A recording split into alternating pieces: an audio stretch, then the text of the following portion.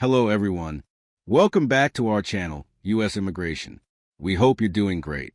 In this video, we're going to talk about as Trump sends in the troops, the U.S. Capitol feels like it's creeping towards a tipping point. The deployment of National Guard troops and federal agents in Washington, D.C. has transformed daily life in the city. What began as a show of strength from Donald Trump is now creating an atmosphere of fear, anger, and uncertainty among residents. If you are interested in this topic, please pay attention and watch the video through to the end to get all the information. Please hit like and subscribe, and don't forget to push the notification bell for an upcoming video. President Donald Trump has ordered the deployment of the National Guard in Washington, D.C., presenting an unmistakable image of military authority in the heart of the nation's capital. Heavily armed units patrolling the city send a powerful visual message, yet many residents feel fear and resentment rather than reassurance. For supporters, the troops symbolize control over a city that they claim is mismanaged by Democrats, but critics see an unsettling display of force that is more political theater than genuine crime prevention, a power display beyond public safety. Armored vehicles and soldiers carrying combat rifles make for dramatic pictures on television and social media, perfectly aligning with Trump's law and order persona. Yet despite their intimidating appearance, these units are not primarily engaged in combating crime. In fact, their assignments have been surprisingly mundane at times, such as collecting trash downtown. The emphasis on optics underscores how the Guard's presence is more about projecting power than addressing pressing issues like immigration or violent crime. Trump's hardline agenda. At the White House just 2 weeks ago, Trump outlined a sweeping new approach, promising aggressive crackdowns on gangs, drug networks, and undocumented immigrants. "We're going to take our capital back," he declared. He vowed that foreign nationals involved in criminal activity would be expelled swiftly, singling out Venezuela and other countries as sources of what he portrayed as dangerous inflows. His rhetoric reinforced his determination to extend presidential authority deeper into local governance, especially in Democrat-run cities. A drive through the new normal. To witness how these changes were unfolding, they traveled through Washington early one morning. It took only a few blocks to find evidence of this new reality.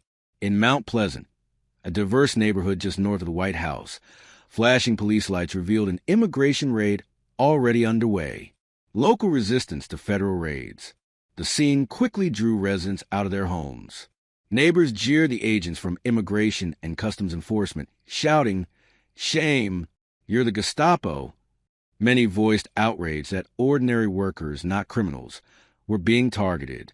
One resident stressed that the men were part of community, employed at restaurants and construction sites. Another, visibly shaken, described feeling devastated and fearful for her neighbors who now live with constant anxiety. Federal control over local police. Trump's approach goes beyond sending ICE into the streets.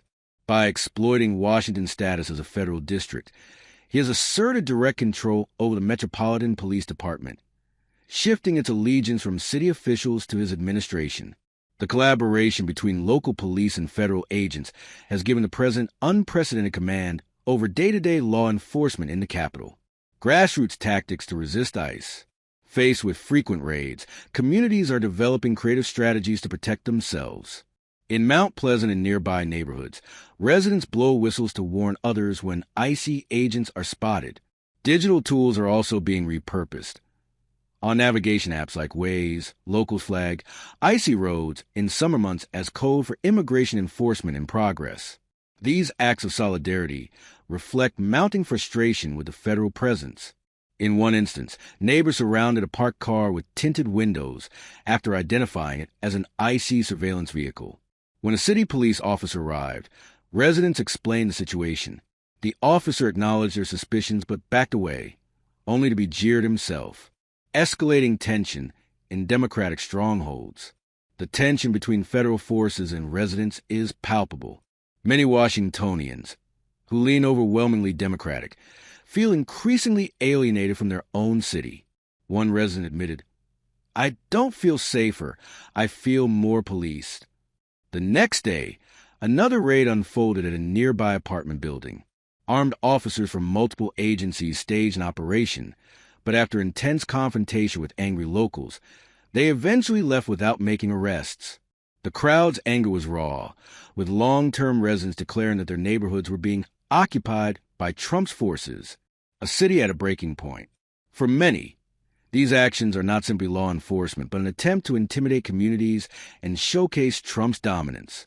Longtime residents expressed disbelief that their city, once a symbol of democratic values, has become the stage for heavy-handed federal policing. While the National Guard patrols the streets as a visual backdrop, the true impact lies in the raids disrupting daily life, leaving immigrants, workers, and families living in fear. What lies ahead for America's cities? If Washington is a testing ground for Trump's expanded authority, other Democrat-led cities may soon face similar interventions. For the president's supporters, this is evidence of a leader reclaiming control. For critics, it is a dangerous escalation that risks deepening social division and undermining the relationship between communities and government. As raids intensify and communities push back, Washington stands on edge. Whether this moment becomes a turning point or descends into deeper division will define the city's future, and perhaps that of a nation. That is all for today in this video. What are your thoughts on this? Please let us know in the comments section below. Thanks for watching the entire video. Hopefully, the information is useful to you. See you later in the next video. Till then, take care.